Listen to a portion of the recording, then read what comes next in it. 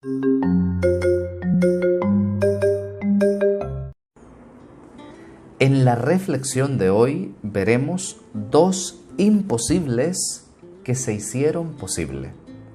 La primera lectura es Hechos 9, del 1 al 20. Se nos muestra el caso de Saulo, un violento perseguidor de los cristianos, pero que cuando se encuentra con Cristo se transforma, se convierte en apóstol, se convierte en evangelizador.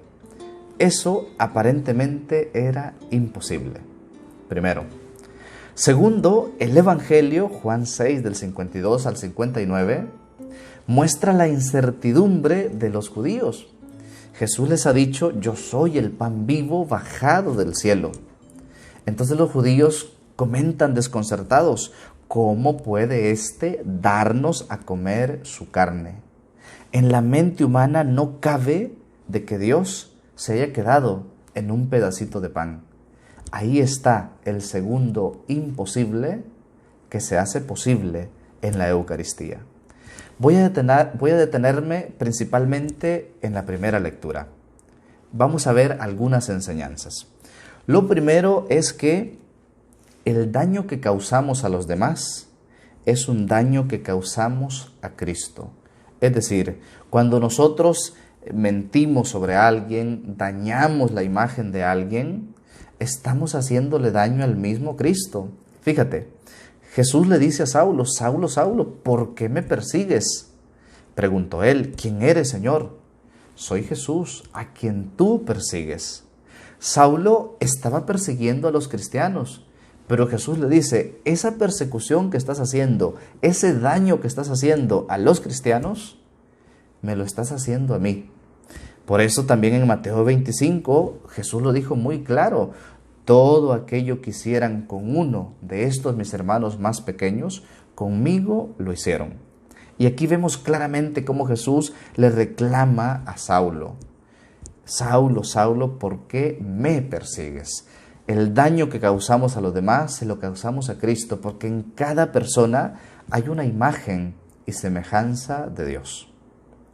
Segunda enseñanza es que todos somos ciegos hasta que nos encontramos con Cristo. No me refiero a una ceguera física, sino a una ceguera espiritual, cuando alguien no es capaz de darse cuenta del daño que está haciendo a los demás. Eso es porque no se ha encontrado con Cristo. Eso es lo que vemos en Saulo. Él aparentemente estaba haciendo un bien y lo estaba haciendo legal, porque pedía incluso cartas que autorizaba perseguir a los cristianos en Damasco y en distintas ciudades. Según Saulo, estaba haciendo el bien, estaba haciendo un favor. Estaba exterminando a estos cristianos que aparentemente eran un daño al imperio. Esa era la ceguera de Saulo. Y esa ceguera se termina hasta que se encuentra con Cristo, hasta que cae rostro en tierra. Somos ciegos hasta que nos encontramos con Él y toca nuestro corazón. Tercera enseñanza es: nunca hay que dejar de creer en la conversión de alguien, por muy difícil que parezca. A veces, si observamos los actos de una persona, los errores, los pecados, su vida pasada, puede que nos parezca imposible que una persona se convierta, que comience a hacer el bien. Pero el caso de Saulo es un ejemplo claro de que cuando alguien le abre el corazón a Cristo, se encuentra con Él, se puede convertir, puede transformarse. A veces nosotros, entre las personas que conocemos, nos cerramos a esa posibilidad. Es que esta persona ya no tiene remedio, esta persona ya no puede convertirse. Ahí estamos escatimando el esfuerzo o el poder, mejor dicho, de Dios. Es Cristo quien transforma, es Dios el que convierte los corazones. Y por eso siempre hay que creer en la conversión de alguien, por muy difícil que parezca. El rey David era un adúltero y se convirtió. Saulo era un asesino y se convirtió. Magdalena llevaba una vida probablemente no tan adecuada y se convirtió. Siempre hay que creer en la conversión de alguien. Y de ahí también la importancia de no juzgar a los demás. Porque nosotros podemos ver los errores, los pecados, la vida pasada de alguien.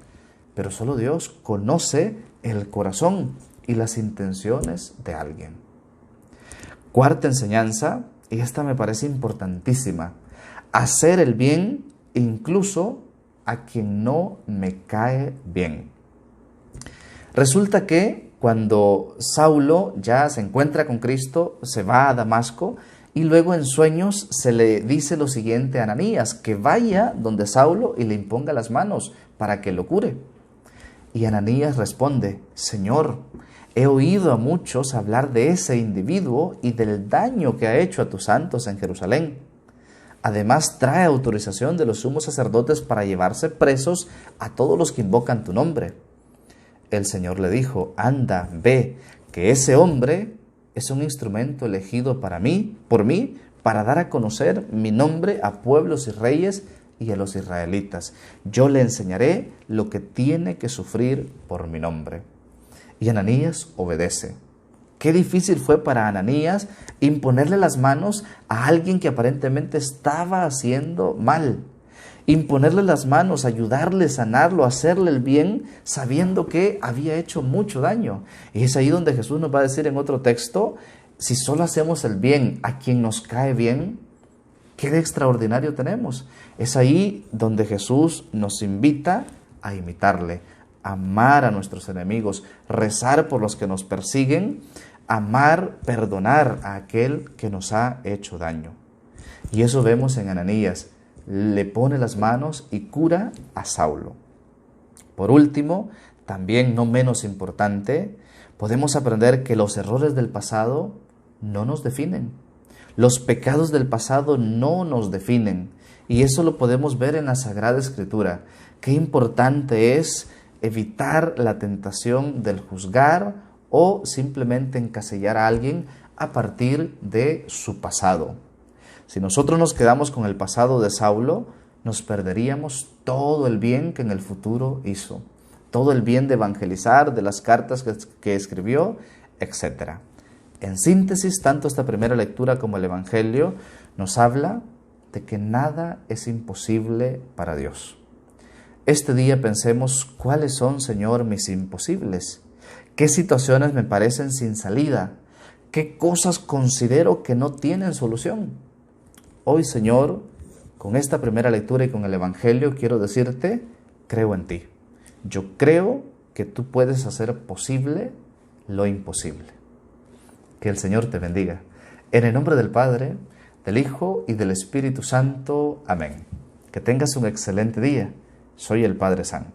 Por favor, recen por mí y sonrían, que es gratis.